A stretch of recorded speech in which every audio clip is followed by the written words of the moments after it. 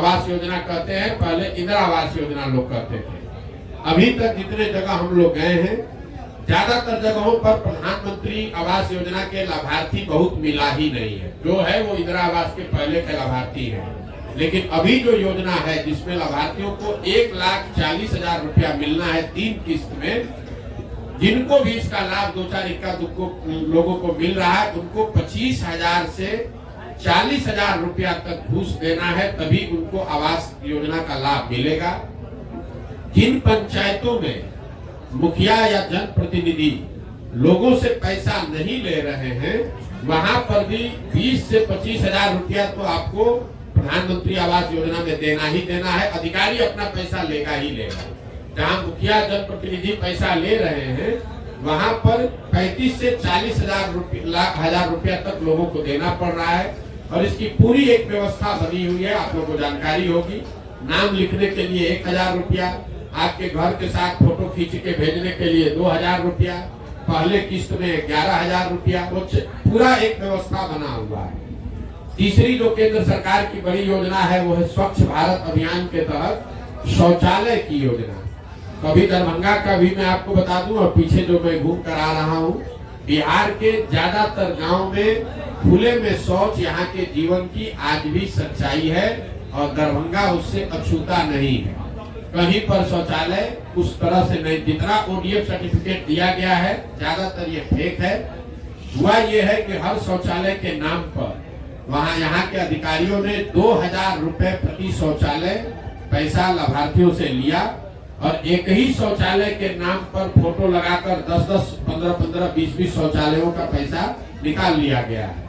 और जब ओडीएफ का सर्टिफिकेट बनाना हुआ तो अधिकारी और जनप्रतिनिधि दोनों ने मिलकर जाली ओडीएफ सर्टिफिकेट जारी कर दिया। चौथी जो बड़ी योजना केंद्र सरकार की है वो है मनरेगा की। जब मैं पैदल चलना शुरू किया तो मेरा अनुमान था कि बिहार में इतनी बेरोजगारी गरीबी है, बहुत बड़ी संख्या में हमको मनरेगा का काम होता हुआ यहाँ दिखेगा। अभी तक 15.5 महीना में मुझे मनरेगा का कोई सक्रिय काम होता हुआ नहीं दिखा है। लोग ये जरूर बताते हैं चलते हुए कि भैया ये पेड़ लगाया गया है मनरेगा में, या मिट्टी भरा गया है मनरेगा में, या पंचायत आंगनबाड़ी सेंटर बनाया गया है मनरेगा के मजदूरों की मदद से। लेकिन मैं दोहरा देता हूँ, अभी तक मनरेगा का कोई सक्रिय काम हमको देखने को कहीं नहीं मिला। जब मैंने इसको आंकड़ों में देखा तो वहां पर भी ये दिख रहा है, पिछले वित्तीय वर्ष में बिहार सरकार का मनरेगा में यूटिलाइजेशन है 39%। मतलब अगर 100 रुपया हम लोग दिल्ली से मनरेगा के लिए ला सकते थे तो 60 रुपया तो हम लोग लेकर ही नहीं आए। ये विशेष राज्य की दर्जा के मांग करने वाले लोगों के मुंह पर चमाता है।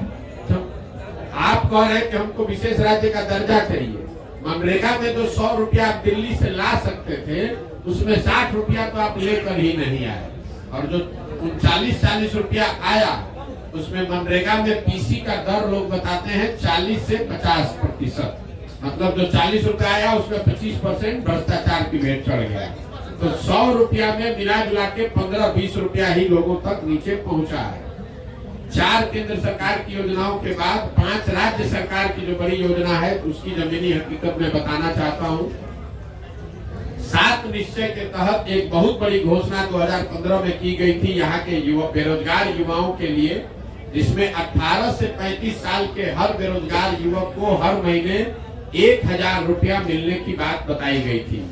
2015 में यह अनुमान किया गया था कि करीब 12,000 करोड़ रुपया अगर हर साल खर्च किया जाए तो बिहार में रहने वाले हर युवक को, 18 से 35 साल के उस युवक को जिसके पास रोजगार नहीं है, कम से कम 1,000 रुपया उसको हर महीना मिलने लगेगा, ताकि उसको मजबूरी में पलायन नहीं करना पड़े। आज तक इस योजना को शुरू ही नहीं किया गया। हमारे अभी तक 16 महीने में हमको इसका कोई लाभार्थी नहीं मिला। कोई पत्रकार बंधु ने इस पर कोई सवाल नहीं पूछा। दूसरी जो बड़ी योजना थी राज्य सरकार की, वो है स्टूडेंट क्रेडिट कार्ड की। 2014-15 में बिहार में मैंने एक अध्ययन कराया था जिसमें पता चला कि 1/3 बिहार के परिवार, करीब 1.25 करोड़ परिवार ऐसे हैं जो अपने बच्चों को 12वीं के आगे आर्थिक स्थिति की वजह से नहीं पढ़ा सकते हैं। इसलिए स्टूडेंट क्रेडिट कार्ड की योजना शुरू की गई थी कि अगर 12वीं के बाद बच्चे पढ़ना चाहते हैं तो सरकारी गारंटी पर उनको बैंक से पैसा मिलेगा। जब तक वो पढ़ाई पूरी करे, नौकरी हासिल करे, तब तक बैंक से वो पैसा मिलता रहे, ताकि लोग जब नौकरी मिल जाए उसके बाद उस पैसे को वापस कर सके। कुल 1,25,00,000 परिवार के बच्चों को इसका लाभ मिलना चाहिए था। बिहार सरकार का अपना आंकड़ा बता रहा है कि कुल जमा 9 लाख लोगों को इसका अभी तक लाभ मिला है और इस योजना को भी धीरे धीरे ठंडे बस्ते में डाल दिया गया है। तीसरी बड़ी योजना जिसकी आप लोग खूब चर्चा करते हैं वो है नल जल योजना। 2015 में सिर्फ 3% बिहार के घरों में पानी की सुविधा, पेयजल की सुविधा नल या चापाकल से थी। सिर्फ 3% घरों में पानी की सुविधा थी। ये अनुमान किया गया कि अगर 25,000 करोड़ रुपया 5 वर्ष में खर्च किया जाए तो बिहार में करीब 100% घरों में नल से पानी पहुंचाया जाएगा। योजना शुरू हुई, सरकार ने पैसा खर्च भी किया, लेकिन तकनीकी और आर्थिक जो गलतियां उसमें हुई उसका नतीजा ये है कि सरकार का दावा है कि 2/3 से ज्यादा घरों में नल से पानी पहुंच गया है। जमीनी हकीकत ये है कि 2/3 से ज्यादा घरों में नल का पानी नहीं पहुंचा है, या पहुंचा तो चलकर बंद हो गया।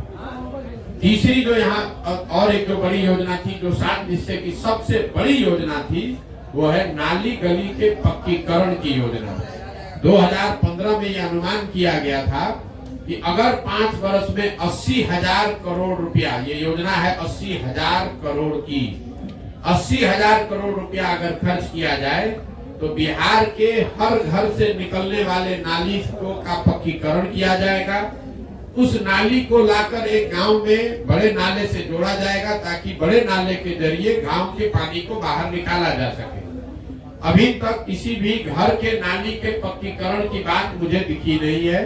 गांव में सड़क के किनारे बड़े बेतरतीब तरीके से बनाए हुए नाले जरूर दिखते हैं, जो दिखाता है कि योजना के नाम पर पैसा तो निकाला गया, लेकिन ये नालों को ना घरों के नालियों से जोड़ा गया, न इन नालों से पानी बाहर निकालने की व्यवस्था की गई। नतीजा ये हुआ है कि ज्यादातर ये नाले कूड़ेदान में परिवर्तित हो गए हैं। उस पर लोग भैंस बांध रहे हैं, गोबर पात रहे हैं, उससे पानी नहीं निकल रहा है।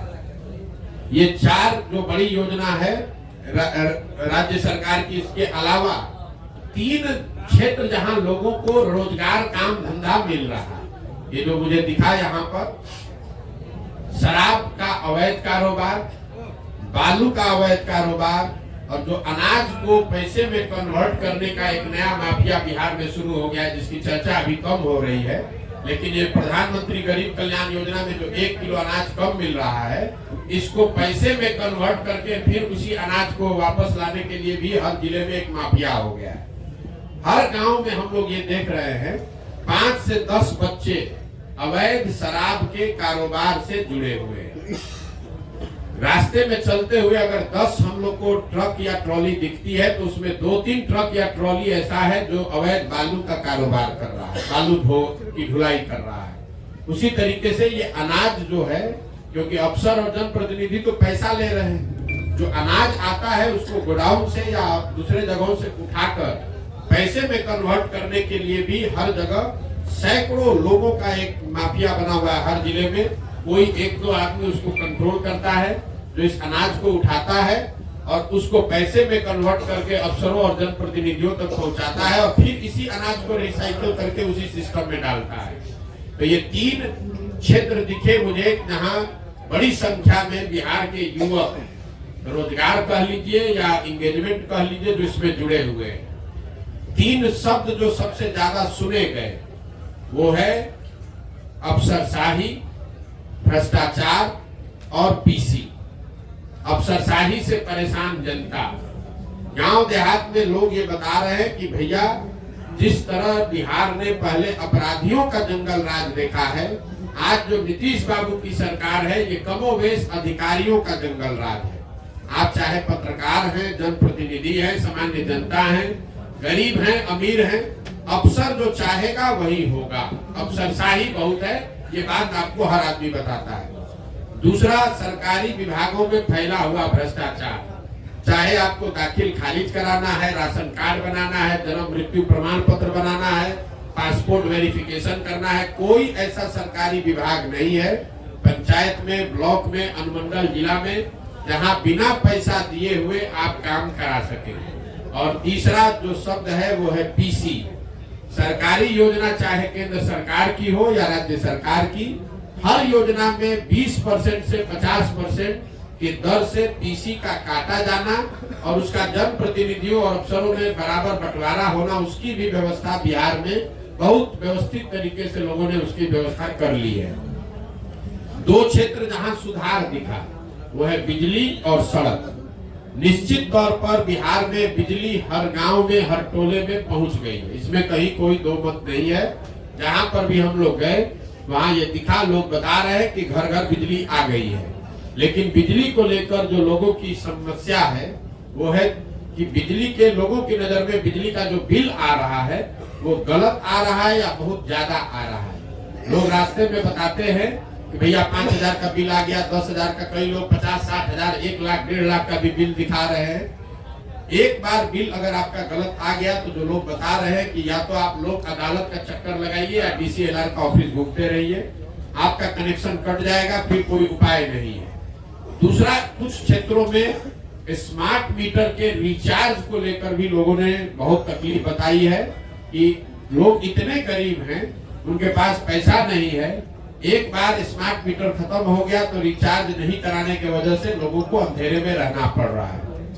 सड़क को लेकर निश्चित तौर पर नेशनल और स्टेट हाईवे में सुधार हुआ है और वो सुधार दिख रहा है, लोग बता भी रहे हैं। लेकिन जो ग्रामीण सड़क है, चाहे वो पंचायती राज की सड़क हो, ग्रामीण कार्य आरओ की सड़क हो, प्रधानमंत्री मुख्यमंत्री संपर्क योजना की सड़क हो, उन सड़कों की स्थिति लोग जो बता रहे हैं, जो हम रास्ते में देख रहे हैं, कमोबेश वही है जो लालू जी के जमाने में होती थी। सड़कों में भी रख रखाव के अभाव में या बहुत ज्यादा भ्रष्टाचार की वजह से ग्रामीण सड़कों की स्थिति भी बिहार में वही हो गई है जो पहले थी। एक क्राइम को लेकर मैं आपको बता दूं, अंतिम बात हमारी ओर से, जब मैंने चलना शुरू किया था तो उसके 3 महीने पहले महागठबंधन की सरकार बनी थी।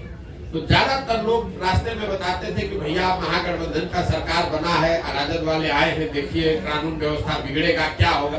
लोगों के मन में एक डर था।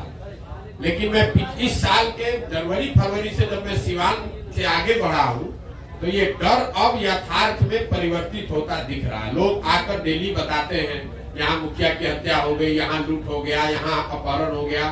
तो धीरे धीरे वो क्राइम जो है वो वापस आ रहा है और बड़ी तादाद में लोगों के मन में ये जो डर था वो कहीं ना कहीं चरितार्थ होता, सच्चाई बनता दिख रहा है।